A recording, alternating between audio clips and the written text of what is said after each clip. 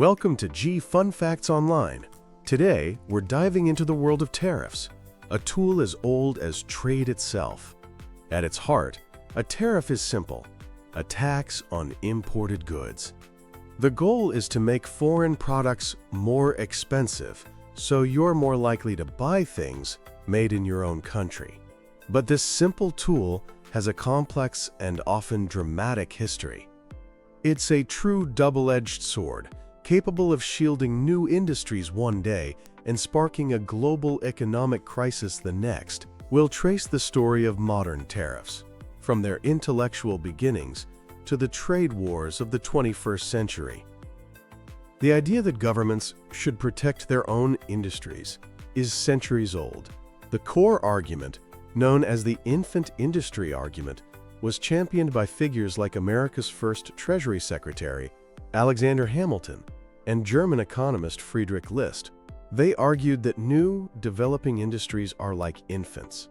They need protection from bigger, stronger, more established foreign competitors to grow up, mature, and eventually compete on their own. This idea became the bedrock of protectionism, giving governments a powerful reason to step in and build walls around their budding industrial sectors. While protecting industry is a primary goal, tariffs have also served as a crucial source of government revenue, a way to block potentially harmful products, and a method to safeguard industries considered vital for national security. But it's this role as a shield for domestic business that has caused the most debate and, as well, the most trouble. Let's start in the 19th century, an age of intense industrialization and a golden era for protectionism. In the United States, after the War of 1812, American markets were flooded with cheap British goods, threatening to wipe out the young manufacturing businesses in New England. Congress responded with the Tariff of 1816, which slapped an average tax of about 25% on imports. This trend escalated, leading to the infamous Tariff of Abominations in 1828. This act dramatically raised duties on a huge range of goods to protect northern factories. But the agricultural South, which relied on exporting raw materials like cotton and importing manufactured goods, was furious. They argued the tariff was a tax on the South for the benefit of the North. It created a massive political firestorm, the nullification crisis, where South Carolina threatened to ignore the federal law entirely. This shows just how divisive tariffs can be. Despite the controversy, high tariffs, championed by politicians like Henry Clay and his American system, remained central to U.S. policy. Some historians credit these policies with helping the U.S. become a manufacturing giant. But others, like economic historian Douglas Irwin, argue that the benefits were minimal. Irwin suggests that, while high tariffs might have sped up development in some industries by a few years, they came at a cost to the overall economy. He argues America's growth was driven more by its vast natural resources and its openness to immigration and new ideas. Meanwhile, across the Atlantic, Great Britain was having its own tariff battle over the Corn Laws.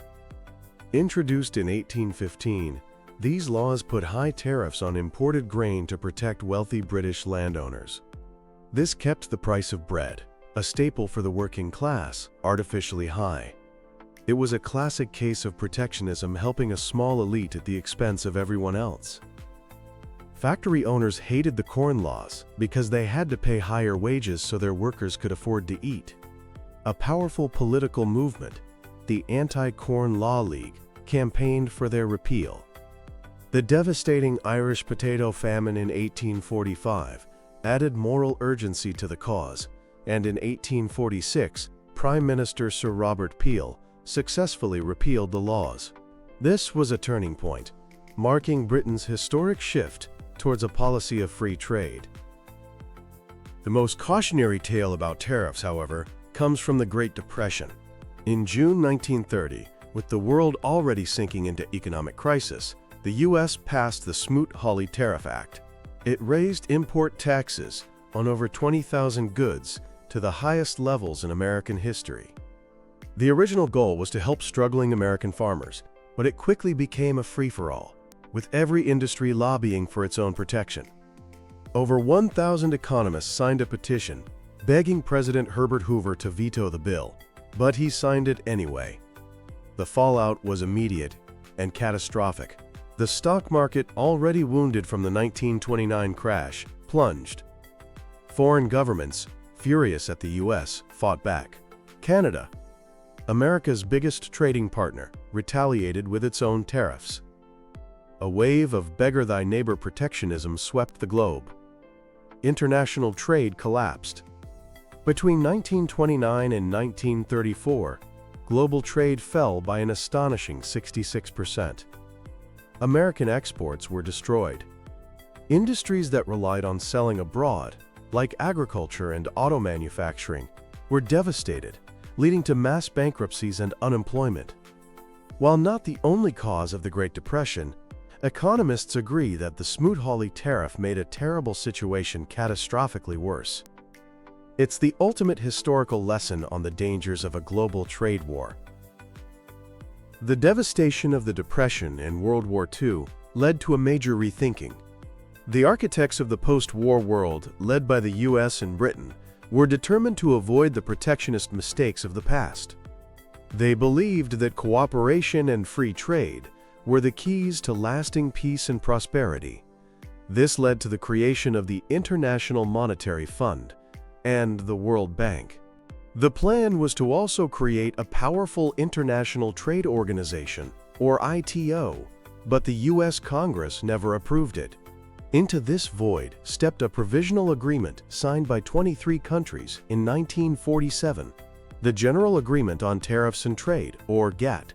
What was meant to be a temporary fix became the foundation of international trade for nearly 50 years.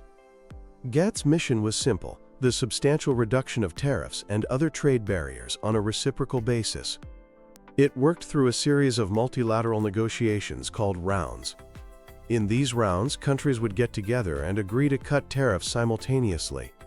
The first round in 1947 resulted in 45,000 tariff concessions.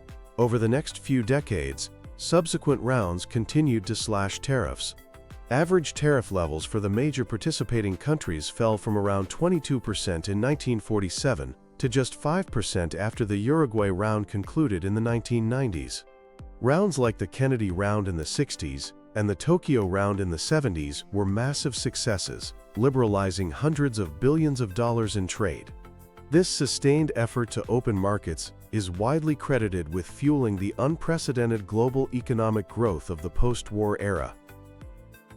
By the 1980s, however, the world had changed. Global supply chains were becoming incredibly complex, and trade in services and intellectual property, like software and patents, was exploding. The GATT framework, designed for a simpler time, was showing its age. This led to the Uruguay round of negotiations, which began in 1986. It was the most ambitious trade negotiation ever.